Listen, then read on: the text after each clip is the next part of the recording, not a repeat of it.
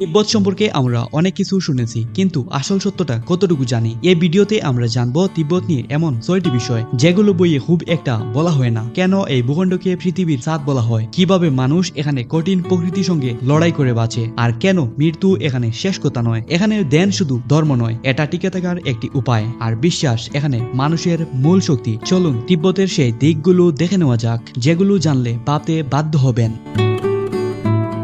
তিব্বতকে roof of the world বা পৃথিবীর ছাদ বলা হয়। এটি কোনো কল্পকাহিনী নয়, বরং এটি ভৌগোলিকগত বাস্তবতা। তিব্বত মালভূমি পৃথিবীর সবচেয়ে উঁচু ও বৃহত্তম মালভূমি, যার গড় উচ্চতা প্রায় 14 থেকে 16,000 ফুট সমুদ্র পৃষ্ঠ থেকে উপরে। এই বিশাল উচ্চতার কারণে তিব্বতকে পৃথিবীর ছাদ বলা হয়। এখানেই অবস্থিত বিশ্বের সর্বোচ্চ পর্বত মাউন্ট এভারেস্ট, যা তিব্বতের গুরুত্ব আরো বাড়িয়ে দেয়। তিব্বত শুধু উচ্চতার জন্য নয়, এশিয়ার জলসম্পদের ক্ষেত্রেও অত্যন্ত গুরুত্বপূর্ণ। ইয়াংজিং, সিন্ধু, ব্রহ্মপুত্র ও মেকং এর মতো বহু বড় বড় নদী উৎপত্তি হয়েছে এই মালভূমি থেকে। এজন্য অনেক গবেষক তিব্বতকে এশিয়াস ওয়াটার টাওয়ার বলে অভিহিত করেন। এই নদীগুলো কোটি কোটি মানুষের জীবন ধারণের সঙ্গে সরাসরি জড়িত। তবে রুফ অফ দ্য ওয়ার্ল্ড শব্দটি শুধু ভৌগোলিক নয়, প্রতীকী অর্থেও ব্যবহৃত হয়। তিব্বতের কঠিন আবহাওয়া, স্বল্প অক্সিজেন এবং দুর্গম পাহাড়ি পরিবেশ মানুষের সহনশীলতা ও আধ্যাত্মিক শক্তির এক অনন্য উদাহরণ তুলে ধরে। তাই বৈজ্ঞানিক, ভৌগোলিক ও প্রতীকী সব দিক থেকেই বলা যায় তিব্বত সত্যি রুফ অফ দ্য ওয়ার্ল্ড। তিব্বতের সন্ন্যাসীরা পৃথিবীর অন্যতম কঠিন ও প্রতিকূল পরিবেশে জীবনযাপন করেন, যেখানে উচ্চতা, তীব্র শীত ও স্বল্প অক্সিজেন প্রতিদিনের চ্যালেঞ্জ। সমুদ্র পৃষ্ঠ থেকে প্রায় 14 থেকে 16,000 ফুট উচ্চতায় বসবাসের ফলে এখানে শ্বাস নিতে কষ্ট হয়। কিন্তু দীর্ঘকাল বসবাসের কারণে সন্ন্যাসীদের শরীর ধীরে ধীরে এই পরিবেশের সঙ্গে খাপ খাইয়ে নিয়েছে। তাদের ফুসফুস বেশি কার্যকরভাবে অক্সিজেন গ্রহণ করতে পারে এবং শরীর রক্ত সঞ্চালনও তুলনামূলকভাবে উন্নত হয়। সন্ন্যাসীদের জীবনযাত্রা অত্যন্ত সরল। তারা মোটাউলের পোশাক পরে, যা শরীরের তাপ ধরে রাখতে সাহায্য করে। খাবার হিসেবে তারা প্রধানত জব দিয়ে তৈরি তাসাম্পা, মাখন, চা ও শুকনো খাবার গ্রহণ করে, যা শরীরে শক্তি যোগায় এবং ঠান্ডা প্রতিরোধে সহায়ক। অতিরিক্ত বুকবিলাস থেকে দূরে থাকা তাদের মানসিক ও শারীরিক সহনশীলতা বাড়ায়। সবচেয়ে গুরুত্বপূর্ণ ভূমিকা পালন করে ধ্যান, শ্বাস প্রশ্বাস নিয়ন্ত্রণের কৌশল। গভীর ধ্যানের মাধ্যমে তারা শরীরের তাপমাত্রা নিয়ন্ত্রণ করতে পারে এবং মানসিক চাপ কমায়। গবেষণায় দেখা গেছে তিব্বতী সন্ন্যাসীরা তুমু মেডিটেশন এর মাধ্যমে প্রচন্ড ঠান্ডায়ও শরীরে উষ্ণতা ধরে রাখতে সক্ষম হন। কঠোর পরিবেশে টিকে থাকার পেছনে তাদের আত্মসংযম, আধ্যাত্মিক চর্চা ও প্রকৃতির সঙ্গে সামঞ্জস্যপূর্ণ জীবনযাপনই মূল চাবিকাঠি।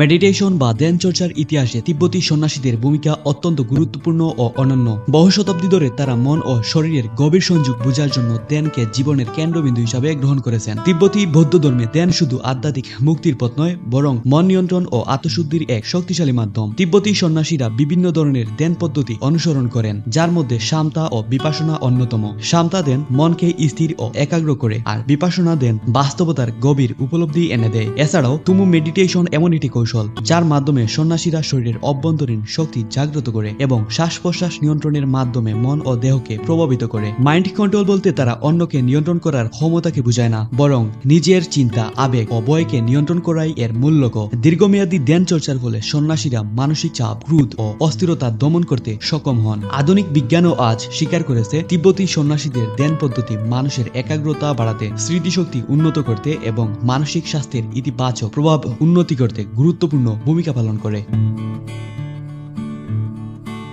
স্কাই বুরিয়াল বা আকাশসমাধি হলো তিব্বতের একটি প্রাচীন ও রহস্যময় অন্ত্যেষ্টিক্রিয়ার প্রথা, যা তিব্বতী বৌদ্ধ ধর্মের বিশ্বাসের সঙ্গে গভীরভাবে যুক্ত। এই রীতিতে মৃতদেহকে পাহাড়ের উপর একটি নির্দিষ্ট স্থানে রেখে দেওয়া হয়, যাতে শকুন ও অন্যান্য পাখি সেই দেহ ভক্ষণ করতে পারে। বাইরের দৃষ্টিতে এটি ভয়ঙ্কর মনে হলেও তিব্বতীদের কাছে এটি অত্যন্ত পবিত্র ও মানবিক একটি প্রথা। তিব্বতী বৌদ্ধ বিশ্বাস অনুযায়ী মৃত্যুর পর আত্মা শরীর ত্যাগ করে এবং দেহ তখন শুধু একটি শূন্য আবরণ মাত্র। তাই দেহকে আগলে রাখার কোনো প্রয়োজন নেই, বরং মৃতদেহ অন্য প্রাণীর খাদ্য হয়ে উঠলে তা করুণা ও দানের চূড়ান্ত প্রকাশ হিসেবে দেখা হয়। একে বলা হয় শেষ দান, যেখানে মানুষ মৃত্যুর পরও জীবনের উপকারে আসে। এই রীতির পিছনে ভৌগোলিক কারণও রয়েছে। তিব্বতের মাটি শক্ত ও পাথুরে হওয়ার কারণে কবর দেওয়া কঠিন, আবার গাছের অভাবে দাহ করার মতো কাঠও সহজলভ্য নয়। ফলে স্কাই বুরিয়াল ছিল বাস্তবসম্মত সমাধান। সবচেয়ে গুরুত্বপূর্ণ বিষয় হলো স্কাই বুরিয়াল মৃত্যু নিয়ে ভয় নয়, বরং অনিত্যতা ও পুনর্জন্মের দর্শনকে তুলে ধরে। তিব্বতীদের কাছে মৃত্যু শেষ নয়, বরং আরেকটি যাত্রার সূচনা।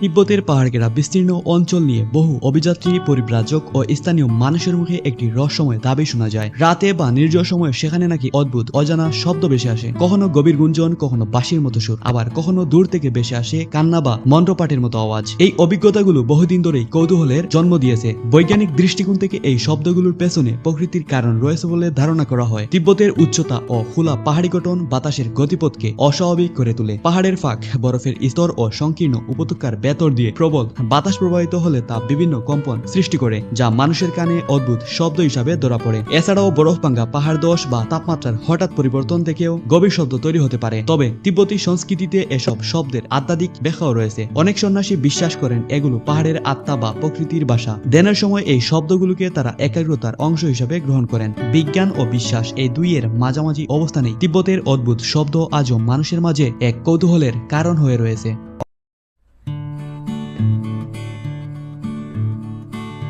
তিব্বতী পুনর্জন্মের বিশ্বাসের মূল ভিত্তি হল তিব্বতী বৌদ্ধ ধর্ম, যেখানে জীবনকে একবারের যাত্রা হিসেবে নয় বরং ধারাবাহিক চক্র হিসেবে দেখা হয়। এই দর্শন অনুযায়ী মৃত্যু কোনো শেষ নয়, এটি নতুন জীবনের সূচনা। মানুষ তার কর্মফল অনুযায়ী পরবর্তী জীবনে নতুন রূপে জন্মগ্রহণ করে। তিব্বতী বিশ্বাসে বলা হয়, মানুষের মন বা চেতনা শরীরের সঙ্গে নশ্বর নয়। শরীর ধ্বংস হলে চেতনা থেকে যায় এবং পূর্ব জীবনের কাজ, চিন্তা ও আচরণ ভবিষ্যৎ জীবনকে প্রভাবিত করে। ভালো কাজ বালক জন্মের পথ তৈরি করে, আর খারাপ কর্ম কষ্টকর জীবনের দিকে নিয়ে যায়। এ কারণে তিব্বতীরা দয়া, সংযম ও নৈতিক জীবনযাপনকে অত্যন্ত গুরুত্ব দেয়। পুনর্জন্মের বিশ্বাস তিব্বতীদের সামাজিক ও ধর্মীয় কাঠামোতে গভীরভাবে প্রতীত।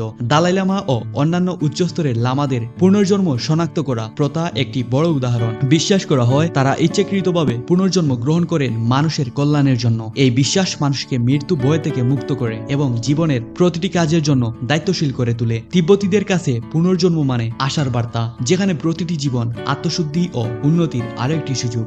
তিব্বত শুধু পাহাড়ের নাম নয়, এটা এক অন্যরকম দৃষ্টিভঙ্গি, যেখানে উচ্চতা শুধু ভূমির নয়, চিন্তারও। এখানে মানুষ মৃত্যুকে ভয় পায় না, কারণ তারা জীবনকে আঁকড়ে ধরে না। এখানে নীরবতা কথা বলে, ধ্যান শক্তি হয়ে ওঠে, আর পাহাড় মনে করিয়ে দেয় আমরা আসলে কতটা ক্ষণস্থায়ী। হয়তো এই কারণেই তিব্বত আজও রহস্য ঘেরা, আজও রুফ অফ দ্য ওয়ার্ল্ড, কারণ কিছু জায়গা উচ্চ হয় মাটিতে নয়, উচ্চ হয় মানুষের চেতনায়।